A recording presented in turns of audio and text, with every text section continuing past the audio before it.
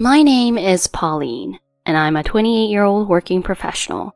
I returned to the US about a year ago after spending some time abroad due to college. Now I'm working at a trading company where I get to use my language skills every day. I'm fully committed to both my work and my hobbies, and I feel like I'm living life to the fullest. Today's the happiest day of my life because it's my wedding day.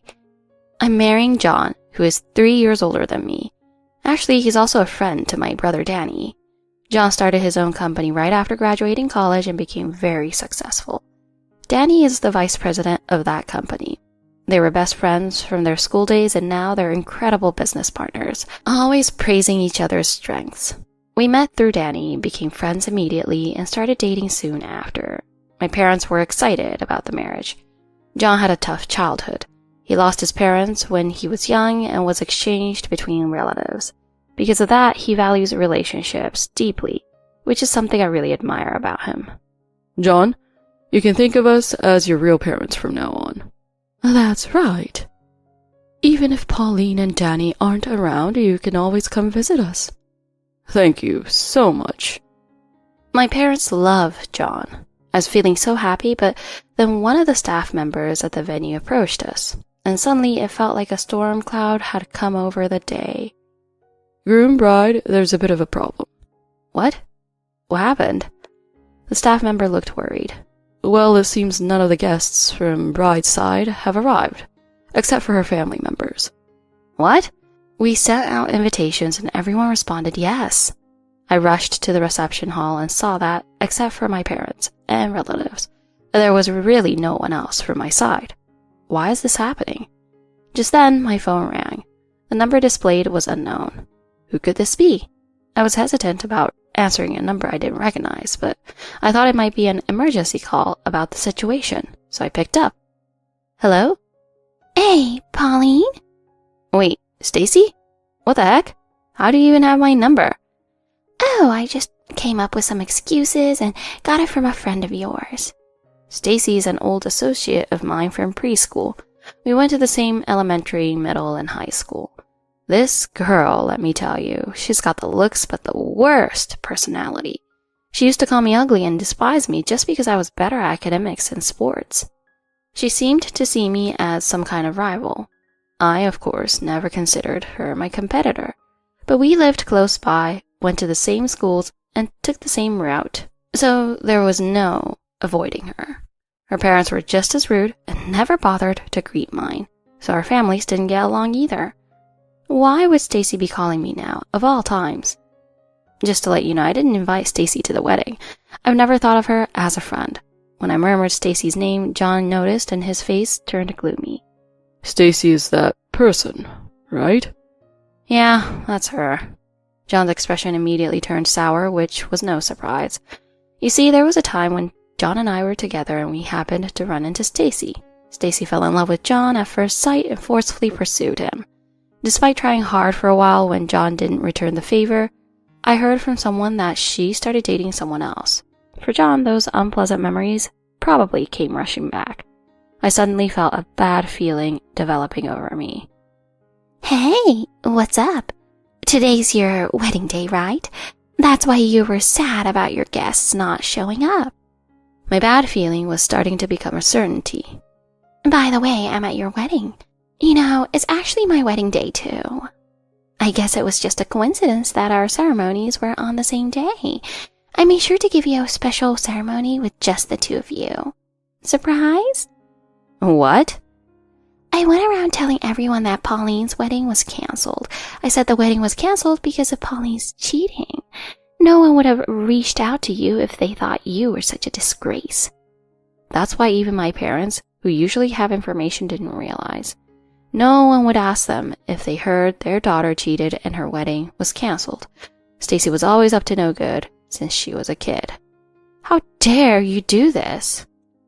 You know, I couldn't take your husband, but I did take your wedding and guests. And no one wants to see an ugly bride in a wedding dress anyway. Enjoy your lonely wedding. Oh, and by the way, my husband is an heir to a family business. My choice in a partner wins. With that, the call ended.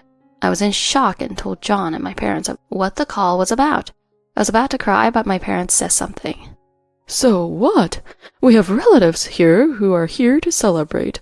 There's no way we're letting someone like her cancel your wedding. No matter what anyone says, today is your day. That's right.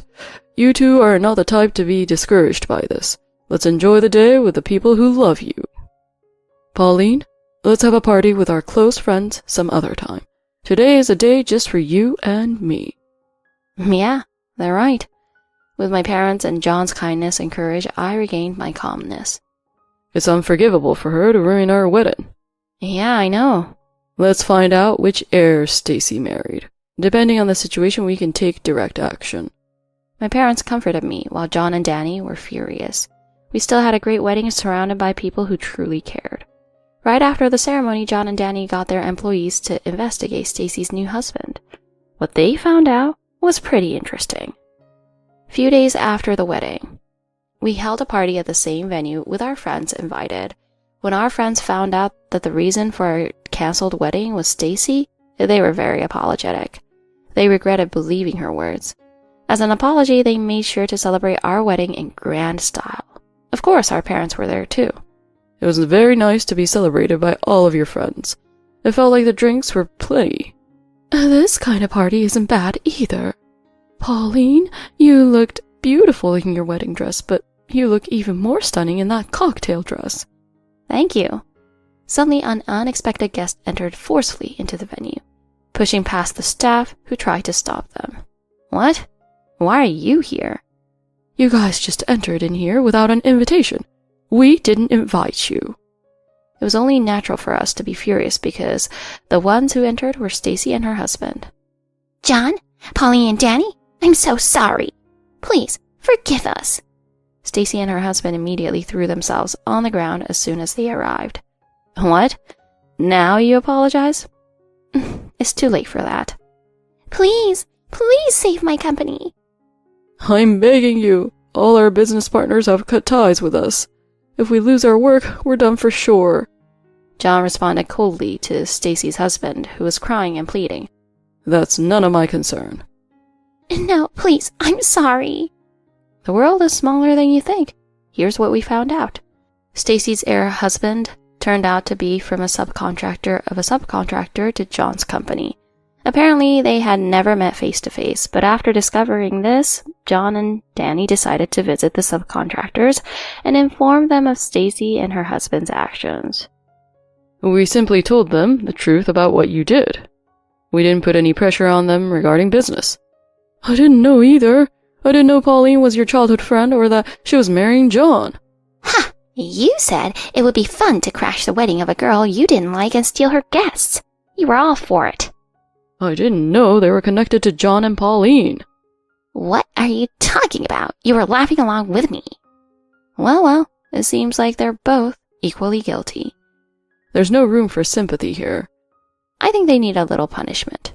Even if we don't take any action, it will only be a matter of time before your business partners cut ties with you.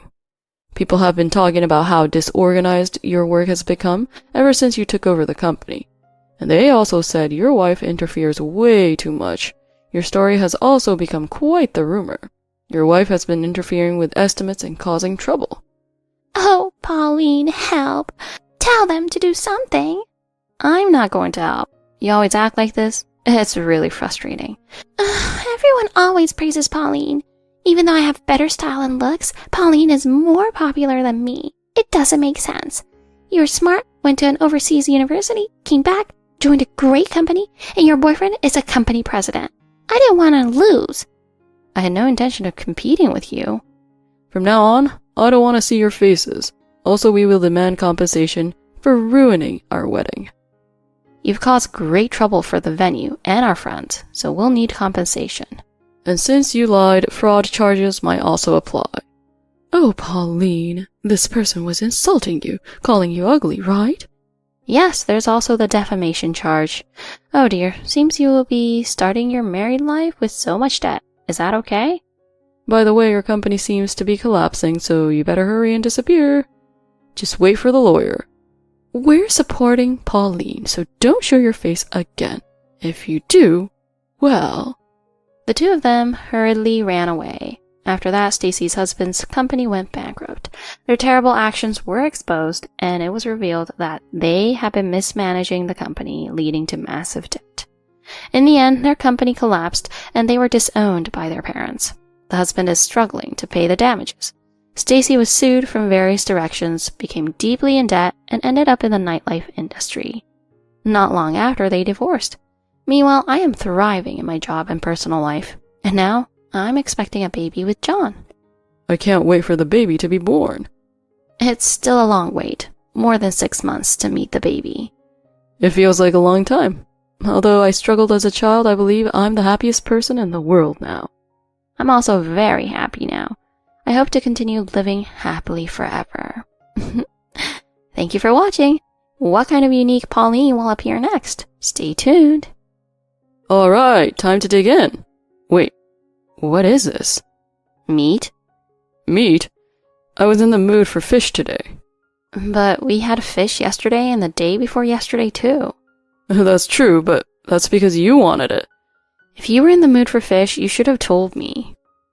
How am I supposed to know? You should know by now. When we've had this much meat in a row, it's obvious I'd want fish. David's unreasonable demands are really becoming annoying. There's no way I could have known that. It's your job as my wife to figure it out. Go get some fish and make dinner again. I can't. It took me a long time to cook this, and it's a waste of food. You're so economical. It's fine, it's just dinners for two. Fine if you are going to be that way. He said that and dumped the French dish I had taken time to cook into the trash can. Great, now dinner's gone. I'm not eating just salad and potatoes. This was too much. I can't forgive him anymore. Alright, I'll cook it again for you. Make sure you enjoy it like it's your last meal. Wow, Anna, your lunch looks delicious. Oh, really? But it's just something I prepared quickly. I've been working overtime lately, so it's all leftovers. Wow, I'm so jealous of your husband for having such a great cook for a wife. Anna, did you take cooking classes or something? Nope, I'm self-taught. That's amazing. My name is Anna. I'm a 40-year-old working housewife. Since I'm just average, I'm known as a box lunch woman at work. I do enjoy cooking, and it feels good to be complimented, but lately, I've been having mixed feelings about it. I'm home. You're late. The laundry isn't folded, and you didn't wash the dishes either. I asked you to do it this morning, didn't I? Oh, did you? How many times are you going to ignore our agreements? It's fine, you can just do it. This time I'll do it, but you need to keep your promises. What do you mean, this time? It's your job to do it in the first place. You're acting like I'm the one who is lazy. Normally, chores are shared. The idea that chores are for women only is outdated. You should be careful saying that. You'll get in trouble at work. Who told you that? For decades, women have been doing chores and society functioned just fine. You're trying to change that is like making a hip-hop artist sing country music. What kind of comparison is that? If you start making more money than I do, maybe I'll change my mind. But unfortunately, I'm the one who earns more right now. If you make less, it's only natural you contribute more in other ways. I'm done.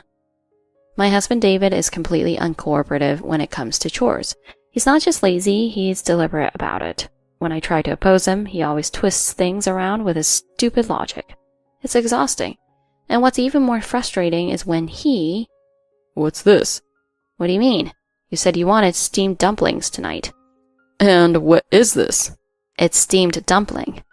This boring dish isn't appetizing at all. You know, half the enjoyment of food is how it looks. I've told you this before. I'm sorry. Make it again right now, or add some side dishes that look more appealing. Is it okay to be cold? I don't care if it gets cold, just hurry up. And this is all meat, right? Make something healthy with vegetables too. David has recently started condemning and making demands about the meals I cook. Every day he sends me a list on the WhatsApp with what he wants for dinner. If they were simple requests like Italian, Chinese, or curry, I'd be okay with it. But he's strangely specific, like wanting it to be aesthetically pleasing or asking for vegetable-loaded waterless curry. And if it's not exactly how he imagined it, he goes into a fit like this. It's strange because he rarely complains about the taste. It's always about the ingredients or presentation. Finally, here it is. Wow, this looks delicious. Can I start eating? Yeah, go ahead. Dig in, dig in. Got it. Alright, this looks good enough, I guess. Well, here I go. This is tasty.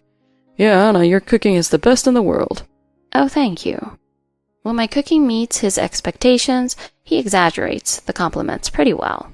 Honestly, it feels more weird than complimenting. I remember when we first started dating, he used to praise my cooking like this. But thinking about that makes it hard for me to express my opinions. And here comes another request. Today's request is French cuisine. Such a demanding guy. Cooking French food at home sounds like a trouble. Luckily, I had the day off, so I had plenty of time. I guess it's good to try something different once in a while. Once I got into the pleasure of cooking, even the complicated parts became surprisingly enjoyable. Before I knew it, I had made a pretty attractive French dinner. I can't wait to see David's reaction. With a menu like this, he can't possibly complain. I'm home. Welcome back. Wow, something smells amazing. I made French food just like you requested. Come on, eat while it's hot. David looked at the spread on the table with wide eyes. Whoa, this is impressive. It looks perfect. Right? Right? Okay, let's eat. Alright, here I go. What's wrong? Is this meat? Yeah. I'm actually in the mood for fish today. But we had fish yesterday and the day before. That's true, but that's because you wanted it. If you were in the mood for fish, you should have told me. How am I supposed to know? You should know by now. When we've had this much meat in a row, it's obvious I'd want fish. David's unreasonable demands are really annoying. Ugh, there's no way I could have known that. It's your job as my wife to figure it out. Go get some fish and make dinner again. I can't. It took me a long time to cook this, and it's a waste of food. Ugh, you're so economical. It's fine, it's just dinners for two. Fine, if you're going to be that way.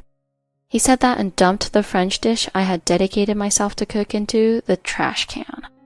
Great, now dinner's gone. I'm not eating just salad and potatoes. This was too much. I can't forgive him anymore. Alright, I'll cook it again for you. Make sure you enjoy it like it's your last meal. Finally, you've realized it. You are really a useless wife. You didn't even notice my last warning. I decided to use my final tactic. David had gone on a business trip for the weekend, which meant I was supposed to handle all the household chores, but I didn't do a single thing. Monday night, David came home. His request was for some fancy pasta. I'm home. What the hell happened to this place? Our house was a mess with garbage, clothes thrown around, and empty ramen cups everywhere. What's going on? This place is a disaster. What have you been doing? Oh, it doesn't really matter, does it? What? What's gotten into you? What about dinner?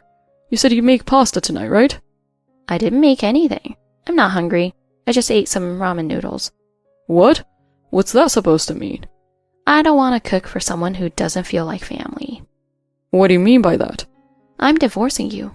Divorce? What did I do wrong? Are you really that clueless? You never do any of the chores I ask, and you constantly make these picky requests for meals. Then you complain about what I make. Who do you think I am to you? Did you think I wouldn't have anything to say about it? I poured out all my frustrations and grievances to David, tears streaming down my face. He was annoyed at first, but as he saw how serious I was, he gradually became more sad. I'm sorry, Anna. It's all my fault. I didn't consider your feelings at all and just poured all the housework on you. I promise I'll change. I'll help out more and I won't complain about your cooking anymore. David was practically crying, rubbing his forehead against the floor. It seemed my tactic had worked better than expected. All right, lift your head. As long as you understand. Oh, Anna, I realize now that I can't live without you. Since then, David's attitude finally started to change. Hey, I'm home. Welcome back. I'm thinking maybe something Asian for dinner tonight. I took out the trash. Did you take out the trash? Yes, I did. And the laundry? I folded it and put it away in the drawers. All right, I'll make dinner for you. From that day on, we set a rule between us. I'd only take David's dinner requests if he took care of the trash and laundry first. At first, David stuck to the rule pretty well, but then, a few months later. I'm back. Oh, hey, David. Did you fold the laundry? No, not yet. Okay, then there's no dinner. Find something to eat on your own. All right. I'm back. Hey, didn't I ask you to fold the laundry? Ugh, stop complaining. What are you, my mom? No dinner for you then. Are you serious? You get it now? Yeah. Hey, you want some ramen too? It's not that bad. No thanks. A few months later, David started lazying on the housework. Even though I told him not to cook, he didn't care and would eat takeaway or instant noodles from the convenience store without any resistance. Day after day, David neither took out the trash nor folded the laundry. Our household became a place where we barely talked, eating in silence. At first, I tried to handle everything alone, but eventually, I had to take over all the chores, including cooking. Dinner is ready. It's just some leftovers I mixed together, but it should taste fine. Oh, thanks. It's okay, but you used to be so particular about presentation. I just used what was in the fridge. I have some stock. What? Nothing. Well, if I ever want you to cook something special, I will ask. I'll help out more. Even though the complaints about the cooking stopped, the arrangement between us became quite one-sided, with me handling all the chores. The reason David suddenly stopped caring about the quality of the food became clear in an unexpected place. Wow, today's box lunch looks amazing. You're always so on top of things. Oh, it's been a rough time. I'm actually trying to get better at cooking just like you. Really? Are you taking cooking classes or something? No, I prefer to relax on my days off. I just don't have the time. So do you look for recipes online? Not really. I don't have the energy to cook after work. Well, I follow some cooking accounts on social media for inspiration. Does that help with cooking? Sort of. But I did get a DM from someone for asking a date on one of those accounts. He even sent a selfie. Really? What did he say? He was saying how he is a house husband, loving his wife and cooking, but it turns out he is actually a pretty hostile guy. It's scary how some men act. That's awful, but the food he posts looks amazing. Yeah, look at this. Doesn't it look delicious? Oh, wow. That does look good. Huh? What's wrong? You seem shocked. The moment I saw that account, I was shocked. I renewed my vow for revenge against David. I'm home. I'm starving.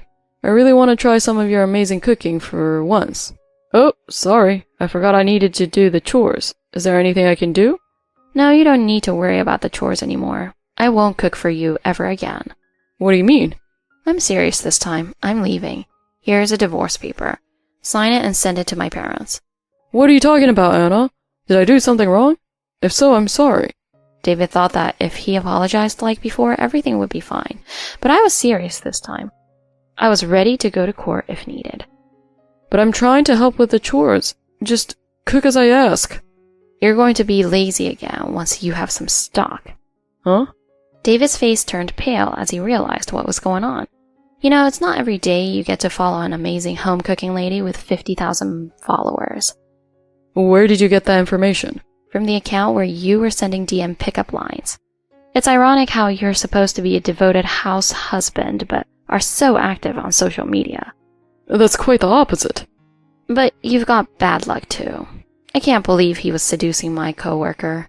David had been pretending to be a home cooking expert on social media, posting pictures of food he didn't make and building a decent following as an influencer. He was using his social media status to seduce women through DMs. If it weren't for my coworker becoming a victim, I wouldn't have discovered this. Hey, what's the deal? I endured all your harsh words while cooking for you, just to satisfy your self-importance. Shut up, just be quiet. What does it matter? Isn't it a wife's job to support her husband's hobbies? If you can't understand that, then let's get a divorce. Oh, really? Well then, the life of your cooking-obsessed house husband persona is over. Fine by me. And like you, I'm popular. I'll just find another cooking expert to start a relationship with. Wow, the confidence of a man in his 40s is impressive. And then I delivered the final blow. The fact that he was seducing young women while pretending to be a devoted house husband. One of the women he seduced posted pictures on social media, and it caught the attention of the online community. It's causing quite a commotion. Look, your phone notifications are going crazy. Oh, there are so many comments. It's so humiliating. They're calling me a traitor and saying they feel sick. And I'm sure you're not even cooking anymore. Congrats on becoming popular. This is solid proof of your cheating. Thanks for leaving such clear evidence. With the evidence in hand, I got David to sign the divorce papers and the divorce was finalized. Afterward, David's illegal side jobs and violating company rules by accepting money as an influencer were exposed, and he was fired and he lost everything. He became afraid of being in the spotlight and is now working in a remote food processing plant. Meanwhile, without David, I finally rediscovered the true joy of cooking, and I'm considering opening my own cooking class someday.